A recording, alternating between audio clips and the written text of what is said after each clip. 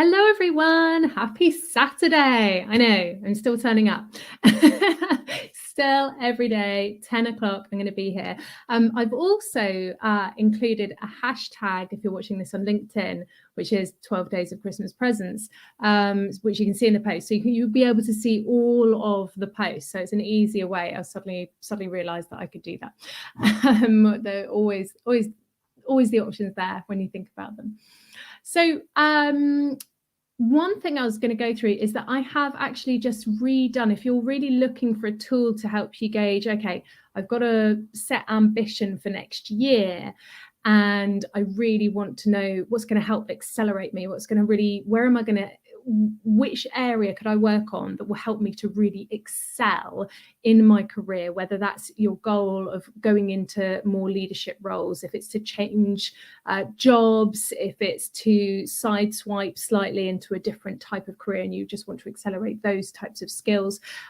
It could be any of those things. You want to be more visible for whatever reason. Then I have a tool for you. So I've had a tool, but I've updated it. Now, this is with a lot of more, there's a lot more research that has gone into the development of these questions. And essentially, this is a scorecard. It's called Excel Yourself, or the Excel Yourself in Your Career scorecard.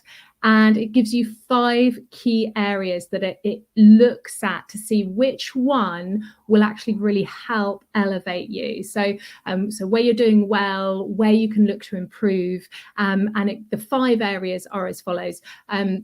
Like your self-awareness and how aware you are of your reactions, your interactions. The next one is your relationships. How do you develop your relationships? How successful are they in terms of your stakeholder relationships?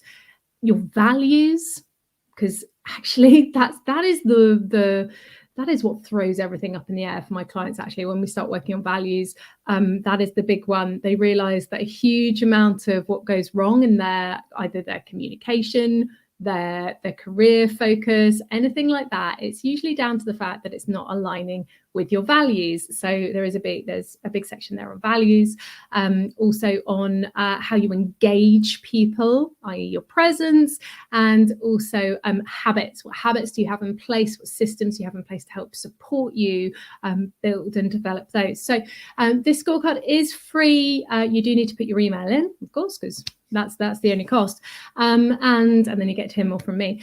But you get those 5 sections. You get your own personalized report, and then you can take that away. You can have that just to use, and you can either put that into your personal development plan. You can use it to ask yourself some questions. You actually get a PDF of some coaching questions that you can use to ask yourself as well to really examine that further.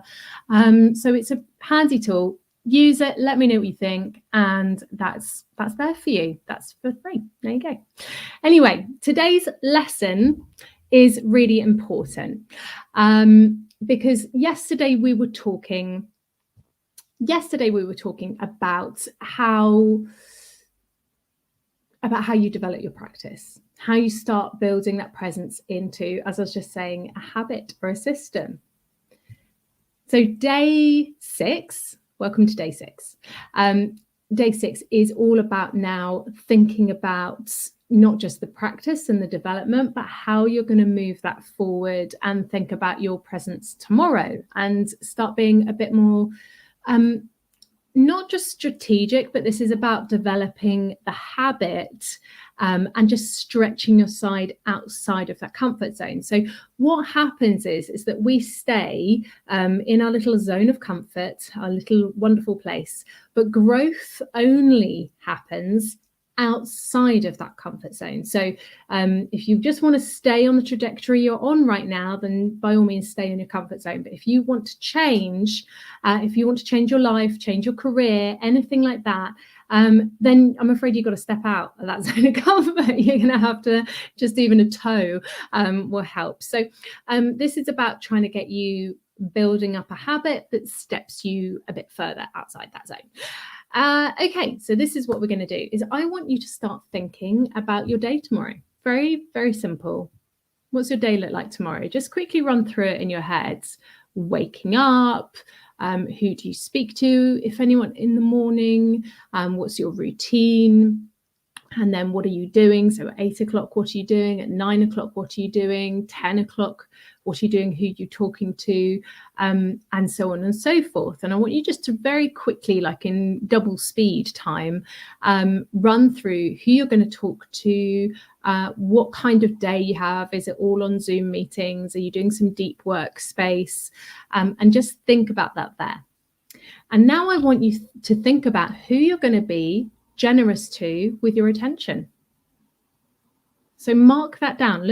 Think about your day, see it in block, however you visualize it in your head. So I visualize probably my Google Calendar and all the colors in the diary.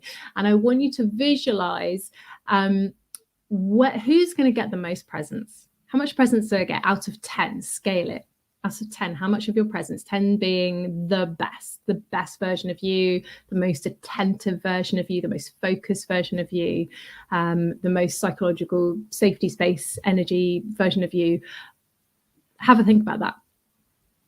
Now, have a think about from yesterday's lesson, I asked you where you need to get your energy from. And I want you to go back again and think, oh, okay, is there something I need to be aware of? For instance, have I got something in the diary where I've got to show up for hours and then I've only got 15 minutes before I've got to show up again? And that's going to be very draining. Okay. So, or it could be the other way. Actually, I've got nothing for hours and I'm an extrovert and I need that energy. And then I'm going to talk to someone. So I'm going to get my energy during, but I'm going to show up with no energy. So I want you to start thinking about your day tomorrow and plan it out in your head. Who are you going to be at your very best for? How out of 10 are you going to show up? What parts of your day kind of don't work for you and who you are? And what can you do about it?